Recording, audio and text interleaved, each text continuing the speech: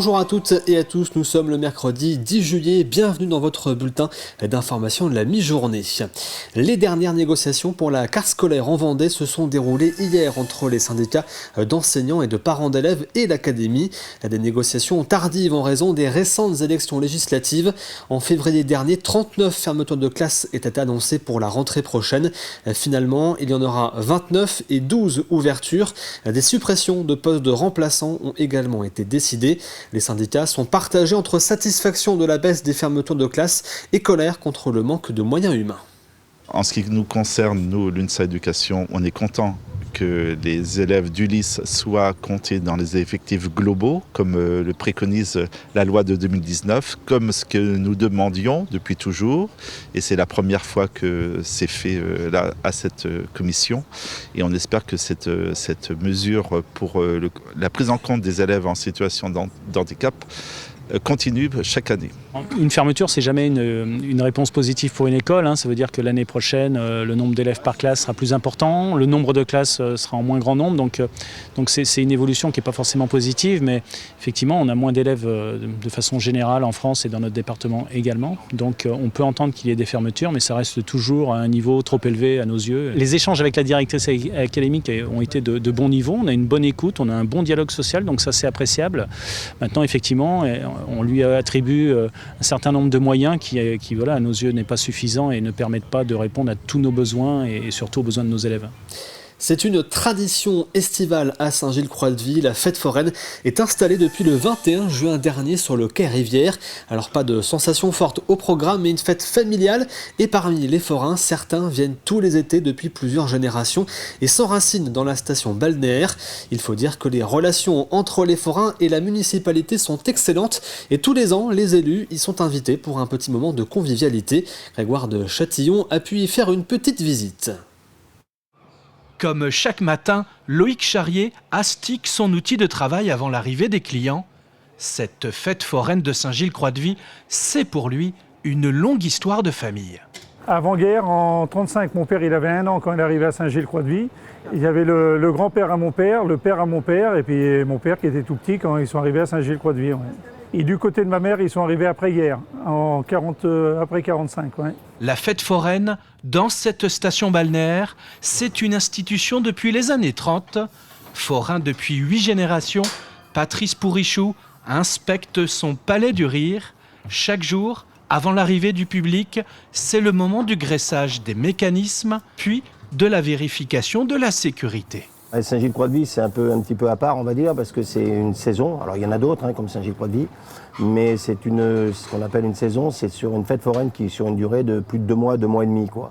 Donc on arrive là à la mi-juin et on est là jusqu'à début septembre.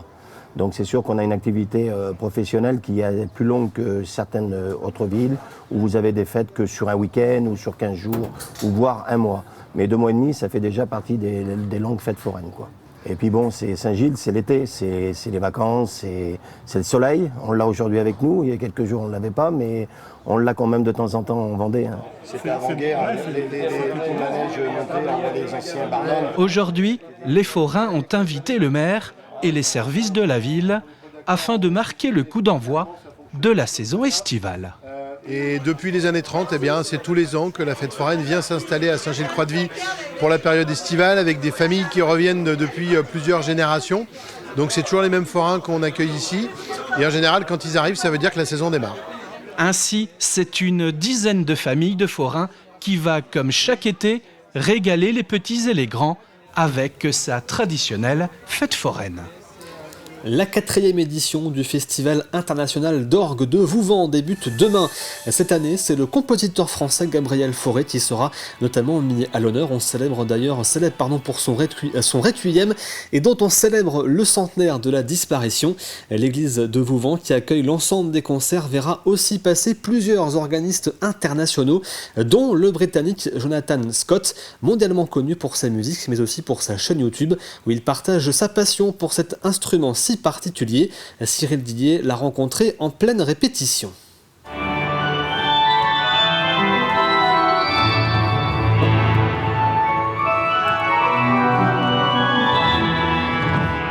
Après une série de concerts donnés en Allemagne, Jonathan Scott pose ses partitions à Vouvant.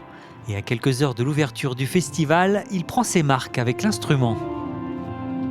C'est ma première fois ici, le son est incroyable. En fait, la position dans l'église est très intéressante car il y a une belle résonance. Tout le public entend cette immense résonance de l'acoustique et ça donne un son merveilleux. C'est génial de jouer ici.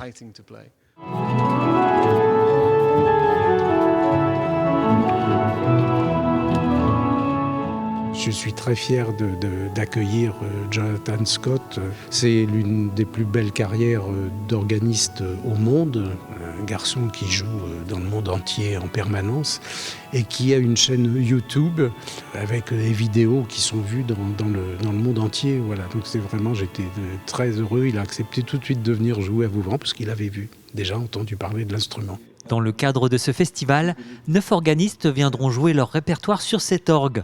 Installé au cœur de l'église depuis 2020, il participe au rayonnement de l'événement par sa qualité.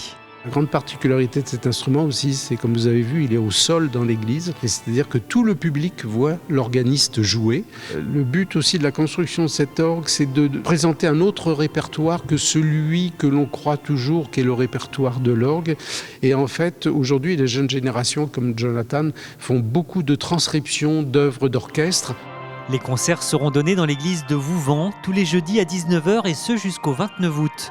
Avec entre autres parmi les têtes d'affiche le jeune Virgile Monin ou encore Philippe Lefebvre, organiste à Notre-Dame de Paris, sans oublier Juan de la Rubia qui fera le déplacement depuis l'Espagne.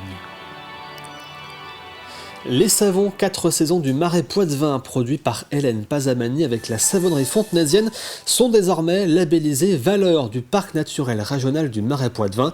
Un label qui récompense une production locale à partir d'huiles biologiques venant de Rives d'Autise, avec également des emballages respectueux de l'environnement. L'attribution de ce label permet de soutenir et de promouvoir l'artisanat. C'est la fin de cette édition. On se quitte avec quelques images des opérations d'effarouchement qui ont débuté hier à La Roche-sur-Yon pour faire face à l'arrivée des étourneaux. Très bonne journée à vous devant TV Vendée.